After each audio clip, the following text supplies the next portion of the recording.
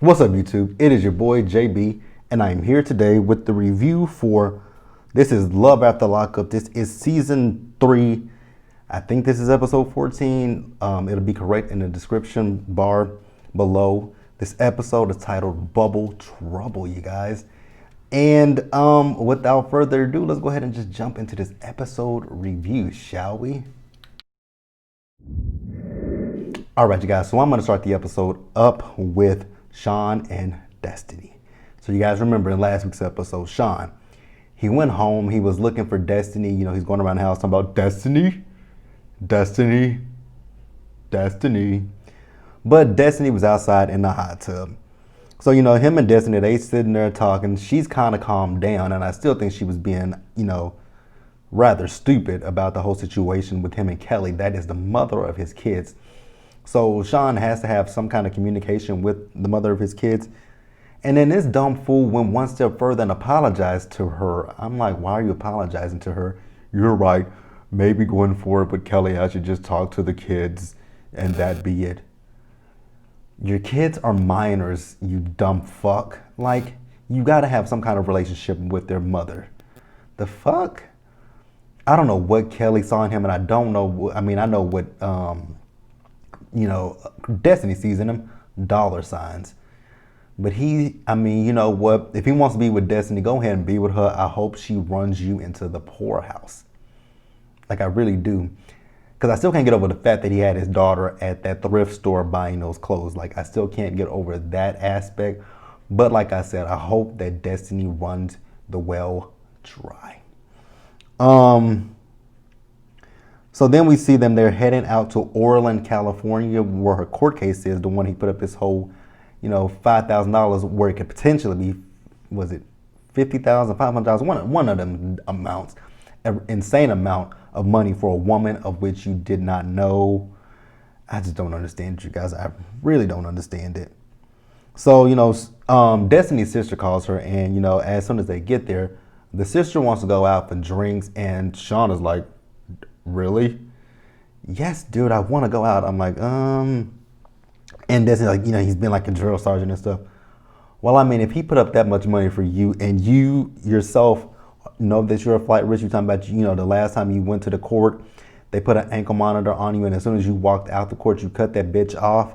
Yeah, I would be a little bit afraid about my money as well. But me personally, I wouldn't have done it in the first place, not for somebody that I don't know, never met, somebody that I've had phone communication with, email communication, letters. Like, no, I'm not gonna do no stupid shit like that. And then he got 6 fucking kids. And the thing that gets me with Destiny is the hypocrisy. The fact that she wants to come at him about lying to her, but you lying to him as well. So it's the pot calling the kettle black, basically. Like, they both honestly get on my nerves. So then we do see Destiny and her sister. So they went out, and they had their drinks. And, Shawn kept texting her back to back to back, calling her. Again, homie is worried about that money. That's really all it is he's worried about the money. But again, like I said a few minutes ago, I really do hope she runs him through the cleaners, run him broke, serves him right. But let's move on to the next couple. All right, guys, so this scene is going to be really short. It's Chevelle and Quaylen. So they went to the zoo. It's a family day. It's Chevelle, it's Mayela, it's Quaylen. Now, the thing that bothered me about Chevelle is, in that whole scene, I couldn't stop looking at her wig. Her wig, it was just bothering me. It's like it's thin as fuck, and I'm like, girl, you should really throw that one away. And then her teeth were bothering me. Now, I know I ain't the first person to talk about teeth. If you guys notice, my braces are gone off my teeth, so I got to get some more work done. Like my two front teeth, they're uneven because the enamel is chipping off of them, so I'm gonna have to go either get them filled or they said veneers. I am not putting no ugly ass veneers on my teeth. I wish the fuck I would. I'm gonna hope and pray that they can fill these hoes in. Fill it, because I am not getting no motherfucking veneers. But her teeth, they were yellow as hell. And again, like I said, I ain't the nigga to talk about teeth because I'm going to get my teeth, in a few weeks, I'm going to go get my teeth whitened and everything, clean, whitened, everything. Then I can talk a little bit more, but I'm still not going to do that. But the wig, her teeth, her skin. Because in her interview with the producers, she got them braids, and I'm looking at her skin. I'm like, and again, I'm not the person to talk about skin. My skin ain't perfect, but my skin, I take good care of my skin, by the way. But her skin, it looked like she got, my nephew has it. What is it called? What's that skin problem?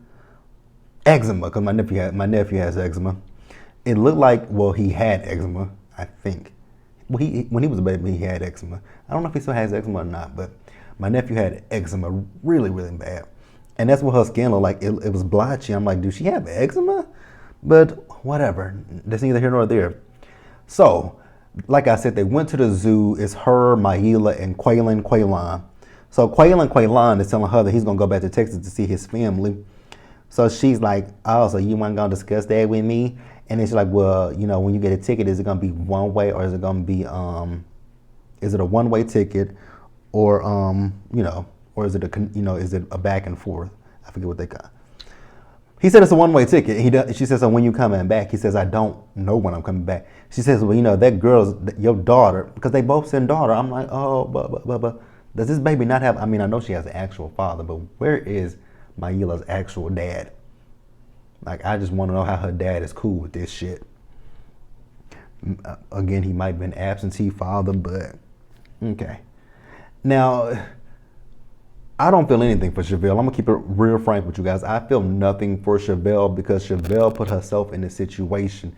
Now, I know that, you know, like some of these other inmates keep saying, they told me this when they was in prison. They told me that. They told me XYZ, blah, blah, blah. They're telling you stuff when they're in prison to get themselves through the day. Like, it's stupid to me. Like, this shit is ridiculous. And Chevelle is ridiculous. Let's move on. So you guys, I don't think this is going to be a long review because the episode really wasn't much now that I look at my notes.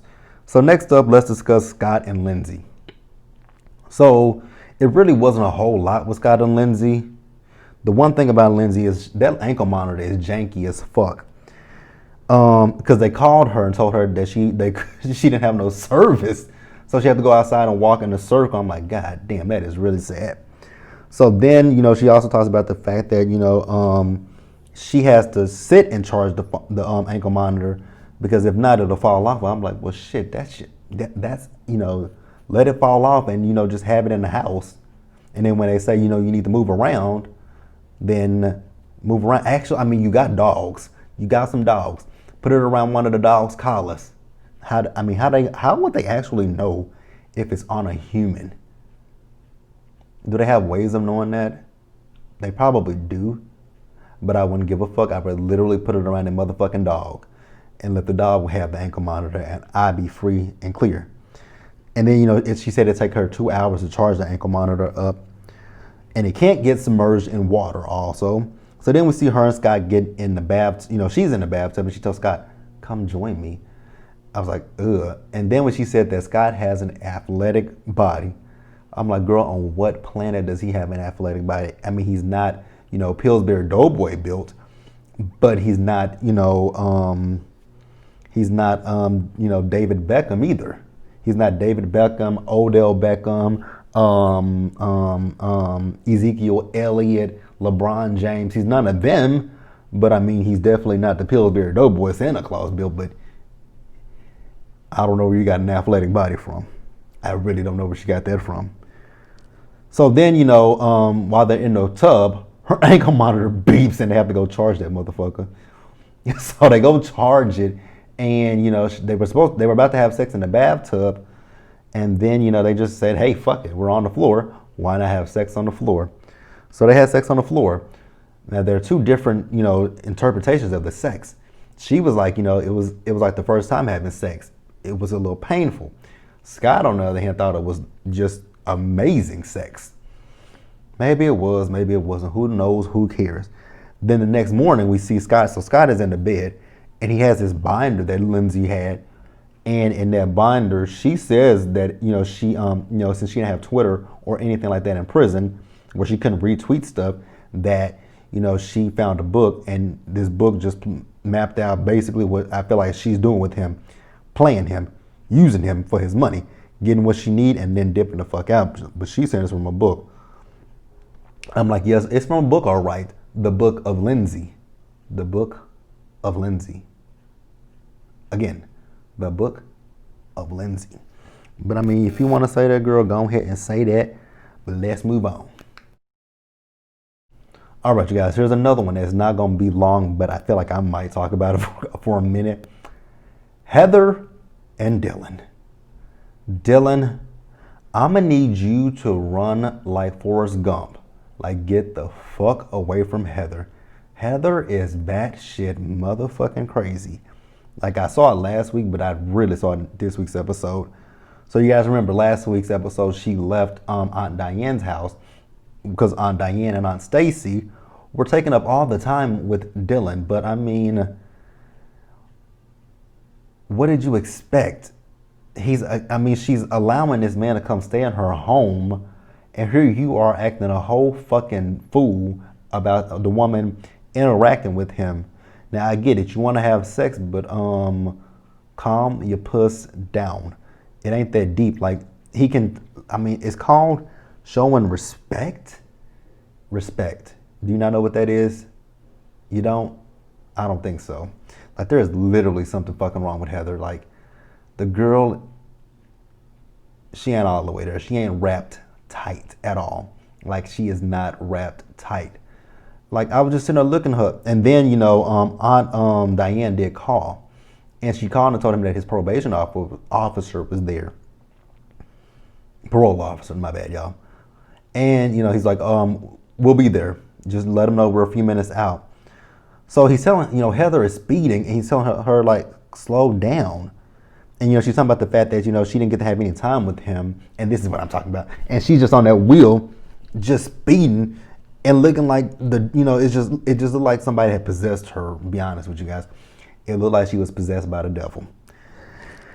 Again, Dylan, I'm going to tell you, run like hell.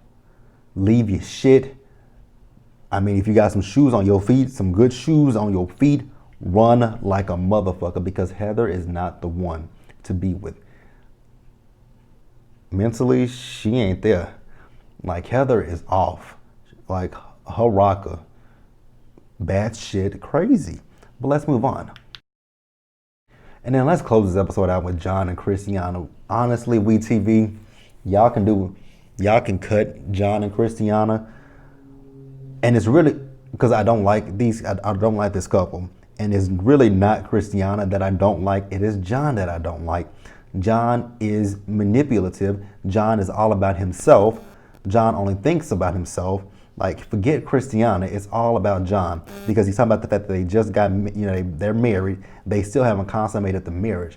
And I'm like, John, is that all you are worried about, is consummating this marriage that I don't think is, now in the eyes of the Native Americans, it might be real and legal, but in the real world, that marriage is not legal. You don't have a marriage license, so you're not legally married to her. Hell, I can't even say you common law married to her. So, yeah. And then, like, the other thing about John that irritates me is him with this whole Native American thing. Dude, you ain't even 5% Native American. Like, I'm looking at you, I'm like, where is the Native American at? The only thing I see Native American about you is the clothes that you're wearing, that you bought. That is what I see that is Native American. But aside from you, don't see it. So then, we also found out that it's been a month since when they went out, and they told Christiana that she had to come back to the halfway house. So they took his visitation rights from her. So the only way that they can communicate with each other is via the phone.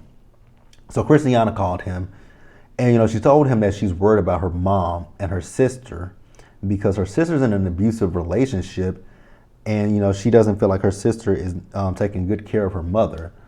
Well, shit, if you feel like that, why don't you call a family member? Like, why don't you call an aunt, an uncle, somebody?